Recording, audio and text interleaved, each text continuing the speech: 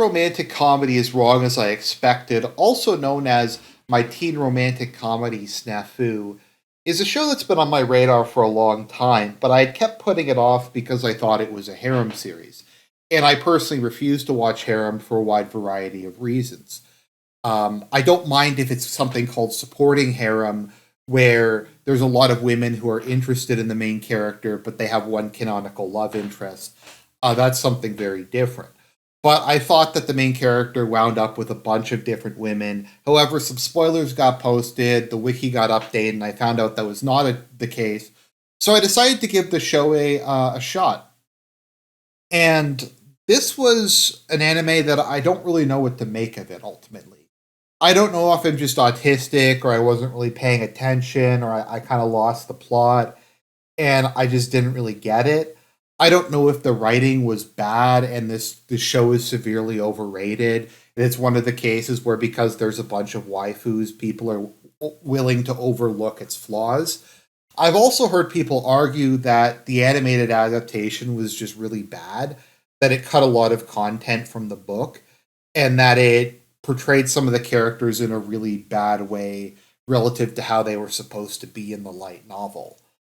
Once again, I really don't know because there's other shows similar to this, like Hyoka, like Real Girl, Welcome to the NHK, or even something like Tsukihime, which I liked a lot more than this show. And this show kind of like there were some parts I really was enjoying, I liked it, but then other stuff really took me out of it. And like I said, I just don't really know what to make of it. Maybe I didn't understand the psychology, maybe I didn't understand the philosophical underpinnings, maybe it was just bad writing. So let's take a look at this show. So we have our main character, Hachiman, also known as Eight Man by the fandom. And immediately when I started watching this show, I'm like, this kind of reminds me a bit of Hyoka. And it turns out that what's his name in Hyoka, the main character, has the same voice actor, Adam Gibbs, as in this one. Or rather, Oriki, now that I recall his name. So Hachiman is a character who is one of the most cynical, like self-hating, depressing main characters I've ever seen. And the thing that's kind of weird about it is there's not the justification for it doesn't really make a ton of sense to me. So Hachiman is described as being rather good looking, aside from the fact that he has dead eyes that kind of spoil the rest of his appearance. So if he were to wear glasses, he would actually be a decent looking dude. He has what's considered to be basically a genius level IQ, as he's ranked third in one of the most prestigious high schools in Japan that you have to pass very difficult uh, exams to get into. He's also in decent shape because he bikes everywhere. So he comes from a normal middle class background with a stable family and a loving sister. So I don't entirely get why he's so cynical and he's so depressed. Apparently, like back in his earlier days, he confessed to a girl who turned him down and it like ruined his life. And he became somewhere between a gamma male and a sigma male. Although I guess more gamma than anything, with a healthy dose of omega male thrown in. So he's extremely cynical. He despises himself. He thinks other people are fake.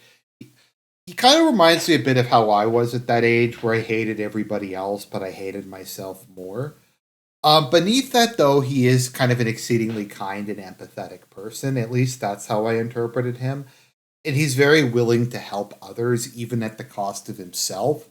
Um, he thinks other people are basically all hypocritical, they're bad. Basically, he just has a truly horrendous worldview that grows out of teenage angst. He has no friends. Because he has no friends, his teacher forces him to join the service club, which is led by Yukino, who we'll get to in a minute. And he's well, not the leader of the service club. Becomes kind of their main guy solving problems.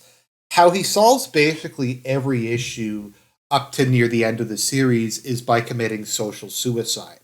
he will insert himself into a situation as the villain in order to get everybody else to hate him and to gloss over what their individual problems were.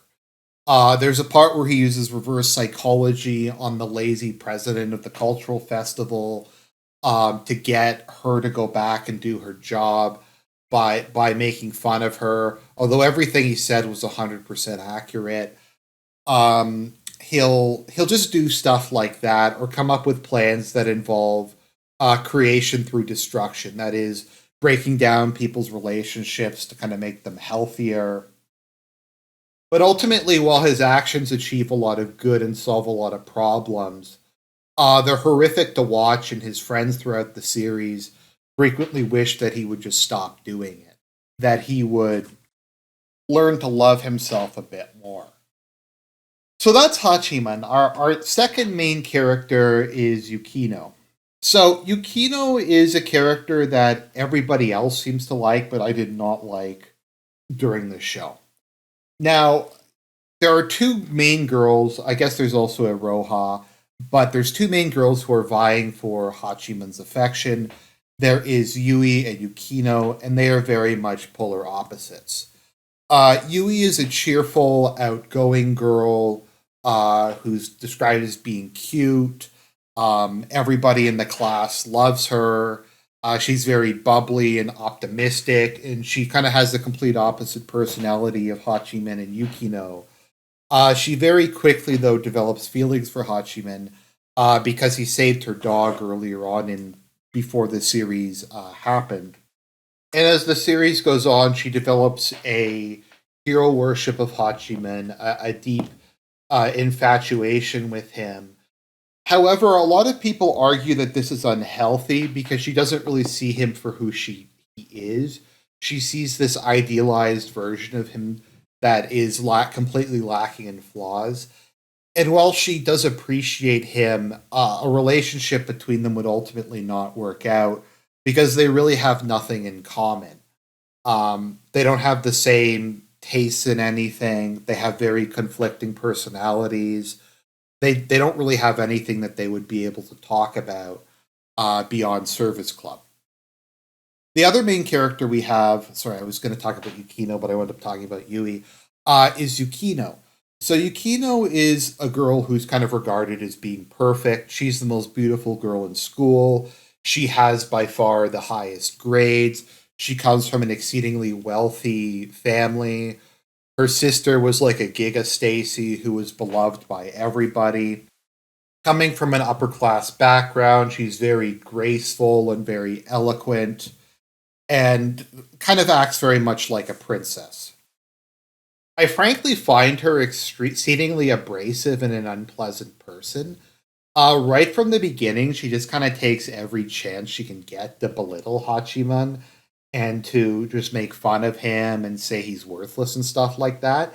And I know that that is an uncommon opinion, and the majority of the fan base seem to think that it's just banter, and it's just, she's just being really honest. I don't really find that. Maybe once again, I'm just autistic and I don't have that interpretation. I find her to be, for the most of the series, a profoundly unpleasant and unlikable person whose talents and good looks cover up what I find is a rather, like I said, unpleasant, abrasive personality. She's the girl who's like actually deeply insecure. She's like a tsundere, and it turns out that she was in love with Hachiman this whole time, and she just is socially awkward. I just find it. We'll get into the plot more in a second, but I just find it kind of contrived and not very well developed. Once again, though, I seem to be in the minority on that one. So the actual plot of the series is Hachiman's teacher forces him to join Service Club, which is led by Yukino. And Service Club's job is to respond to requests. People will come to them and ask for help with various things, ranging from helping them to learn to bake cookies to organizing events, helping a guy try to hit on a girl, all kinds of different things. And Yukino does it out of a sense of noblesse oblige to help out the plebs. Hachiman does it because he's more or less forced to be there But also, I do think Hachiman does have a good heart. Generally speaking, there's an expression I heard once that a cynic is a jaded idealist. That people only really become cynical because they do have deeply held moral issues and compassion for others. And when real life fails to live up to their moral standards, that is the cause of their depression and that is the cause of their resentment.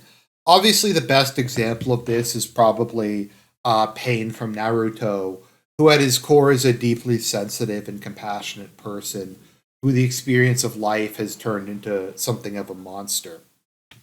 Throughout the series, we're introduced to some additional characters.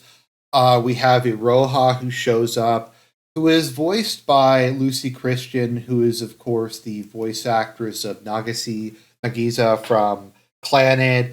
And as with basically everything she's in, with I think like one exception, she sounds exactly like Nagisa. She doesn't really attempt to do a different voice. And she's manipulative. She winds up becoming student council president because there's a series. This show has a lot of Giesler ops in it. Like it's constantly people are doing 24-hour ops. That's kind of the entire point of the series to a large extent. And she's kind of part of Hachiman's supporting harem. She clearly has a crush on him. But there's a really obnoxious joke where every time he says anything to her, she's like, "Are you flirting with me? I'm going to reject you." And it happens like twice an episode, and it was maybe kind of cute or funny the first time or two. But it just becomes exceedingly annoying as time goes on. We also have a couple other people. We have Saika, who is a guy with an exceedingly androgynous but super pretty appearance, who Hachiman has like an unwilling attraction to because he's so pretty. And there's some really good comic relief that comes with Hachiman, who's heterosexual, being attracted to this like super pretty dude. There's also Hayato, who's the character I probably hate the most, who is a guy who is deeply insecure, very selfish and self-absorbed, but acts like the perfect gentleman, is always super nice and helpful to everybody. It leads to him like not getting a GF though, because if he got a GF, then someone might be jealous of him and stuff like that. And then there's also Kamachi, who is Hachiman's sister. Kim and his name Saika are the two only on a like uncomplicated good relationships he's in. For all his flaws, Hachiman unconditionally loves his sister, and the scenes in which they're on screen together are always very sweet and heartwarming. He basically raised her to a large extent, and they constantly have each other's back. So the course of the series is more or less kind of a coming of age, psychological, philosophical drama about the various characters searching for something genuine, the morality of how to resolve problems. Is youth something that actually exists, or is it just a complete and total fantasy? Stuff like that. And I frankly find the show doesn't really do any of this particularly well. I don't really understand the theme of stuff being genuine. The interpersonal conflicts don't make a ton of sense to me.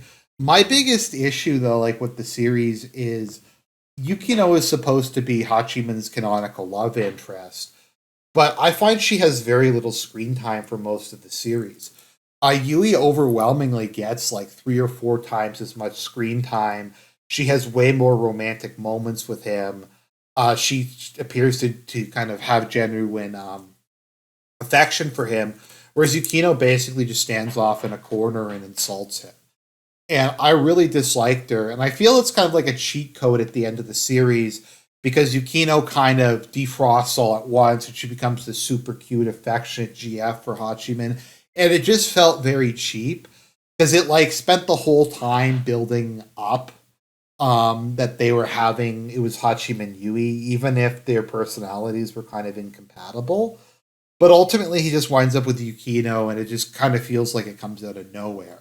I mean, she's fairly obviously his canonical love interest because they're very similar. They kind of complete each other. that sort of thing. But I don't know. It just feels very weird and poorly thought out. Maybe the best example would be that the Harry Potter books very, very strongly build up Harry Hermione as the canonical main pairing, but then Ginny just kind of comes in Half Blood Prince and she becomes Harry's canonical love interest. Although then it goes back to Harry Hermione for all of Half Blood Prince, and the ending really doesn't make any sense. Like, I never really got any kind of impression from uh, the Harry Potter books, that Hermione and Ron had any feelings for each other beyond just animosity. Like it didn't make any sense to me. I don't think it was well developed. And that's kind of my issue with this show is I don't think Yukino is particularly well developed. Once again, I know I'm in the strong minority of this one. People love her. They think she's best girl. I find like once again they just kind of try to make Yui bland so that you won't go on to Team Yui. They kind of make her dumb. They kind of play up how she's different than Hachiman. But at the same time, she's the one who's generally speaking there for him. She's the one who expresses support for him and the one who generally speaking likes him. And so, like I said, I just find the whole thing kind of incoherent from how the relationships develop. And I find the characters just have very non-linear, weird, counterintuitive arcs to them.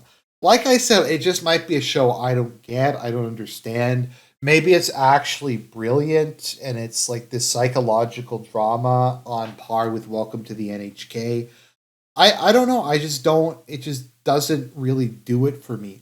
Despite the fact that I acknowledge that there's a lot of good aspects to it, like the animation's really good. Some of the dialogue's not bad. There's good aspects to it, but there's just a lot of stuff that I don't really like about it.